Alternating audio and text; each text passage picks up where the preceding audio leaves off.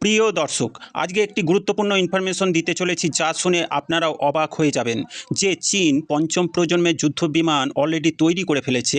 যে চীন আমেরিকাকে টেক্কা দেওয়ার জন্য নিজেকে ডিফেন্সের দিক দিয়ে সুপার পাওয়ার করতে চলেছে, যেমন J-20, J-35, এমনকি 6th জেনারেশন যুদ্ধ বিমানও আছে চীনের কাছে এই মুহূর্তে। অলরেডি চীন ভারতের লাদাখ সীমান্তে কয়েক ডজন পঞ্চম প্রজন্মের যুদ্ধ বিমান মোতায়েন করে রেখেছে। সংবাদ মাধ্যমে এই মুহূর্তে যে খবরটা বেরিয়ে এসেছে তা শুনে সত্যি অবাক হয়ে যাওয়ার বিষয়। তাহলে চীনের যে এত অ্যাডভান্স টেকনোলজি যুদ্ধ বিমান সবই কি তাহলে হাওয়ায় ফুলানো বেলুন? স্ক্রিনে দেখুন রিপোর্ট কি বলছে।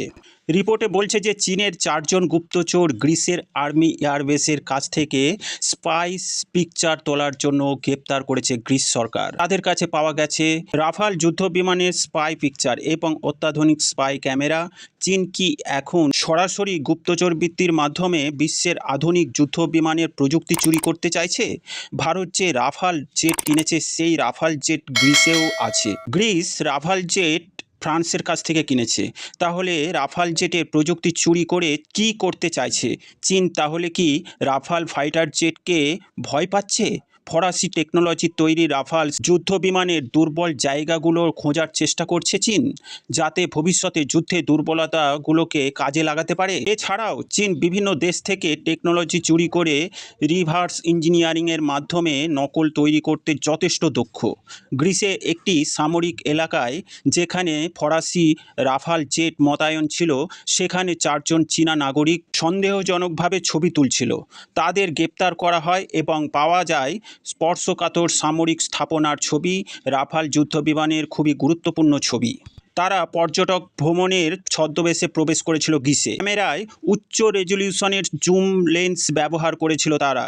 লক্ষ্য ছিল বিমানের বিশেষ সেন্সার, স্টেলথ আকার এবং অস্ত্র বহনের পদ্ধতির বিভিন্ন অ্যাঙ্গেলের ছবি।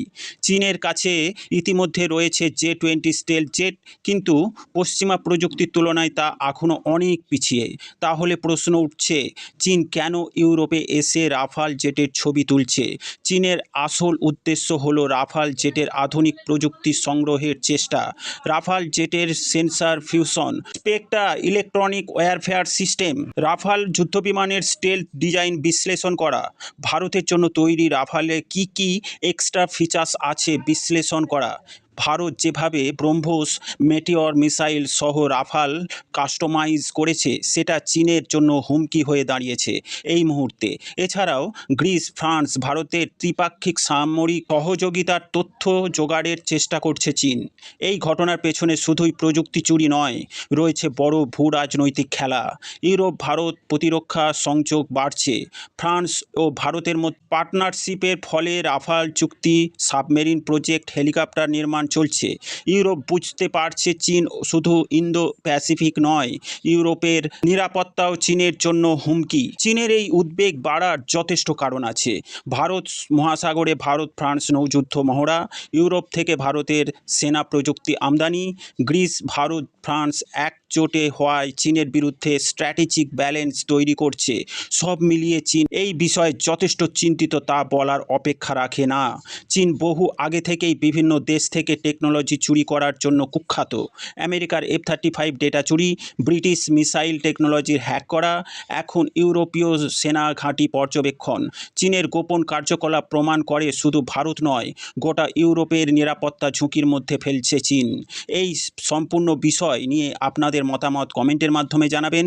প্রিয় দর্শক, ডিফেন্স, ফরেন পলিসি ও জিওপলিটিক্স রিলেটেড খবর পেতে এই গ্লোবাল নলেজ শো চ্যানেলটিকে সাবস্ক্রাইব করে পাশে থাকবেন। Thank you very much for watching my video.